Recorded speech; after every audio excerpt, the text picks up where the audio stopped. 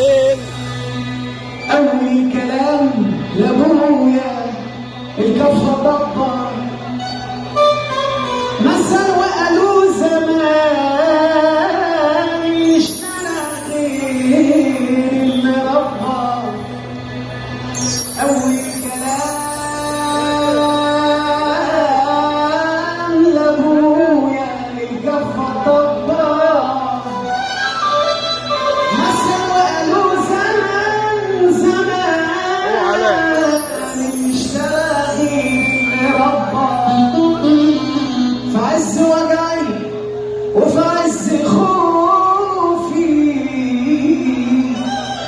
كنت اترمي في حضن استخبى. لسه فاكر يوم ما قال لي خد يا واد تعالى اقول لك ماشي بيتهز بالله احمد المولى تعالى واحذر الايام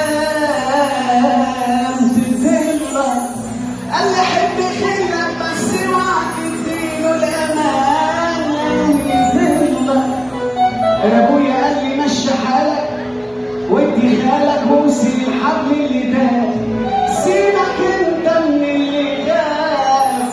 الغربه مش تغيير مكان. الغربه يعني تعيش في وحده وانت متحاول تناس. يعني تبقى الدنيا واخده تجري منك ساس وراس. قال لي لقيت الدنيا قلبك في عيشتك عدي فوق دماغها ودوس. خدها حكمه من ابوك العجوز. الراحه يا ابني راحه البال عمرها ما كانت في الفلوس. كان كلامه ليا دايما نفسي اشوفك يا ابني راسي. سيبك من قعدة المعاصي. دي العيون بصاصه يا ابني وكل نظره فيها عله. والكلام طالما من ابوك يبقى مش محتاج ادله. انا ابويا قال لي اختار صحابك ما تمشيش غير الرجال. اوعى يا ابني من الشمال هتلاقيه في الشده سابك. صاحبك اللي يدق بابك وقت ما تكون في احتياجه.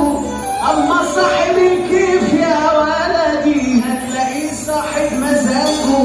كلها ايام يا ولدي حلوه مره راح تفوت.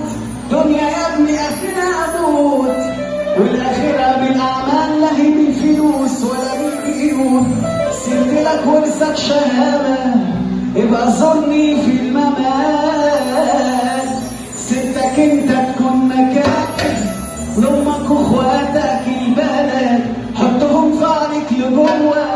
نفسي يا ابني لما اموت ويشوفوك يقولوا هو لسه عايش لسه عايش علينا عين الخلايق. سبت لك انت فاتني بعد مني انت اللي سايق. بعد مني ليك اخوك اوعى يا ابني ده الليالي دوخوك. كلمتين بيني وبينك كلها من عرق جبينك. اوعى يا ابني من الحرام مش كلام ده كله دين. اوعى يا ابني من الحرام